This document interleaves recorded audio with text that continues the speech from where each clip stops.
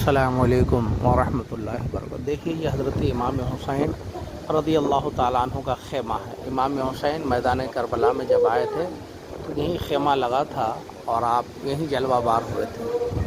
امام حسین کا خیمہ ہے، یہ دیدار آپ حضرات بھی کر لیجیے۔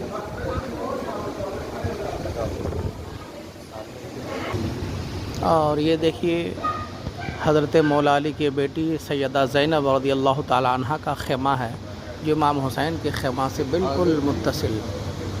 یہ خیمہ حضرت سیدہ زینب ہے۔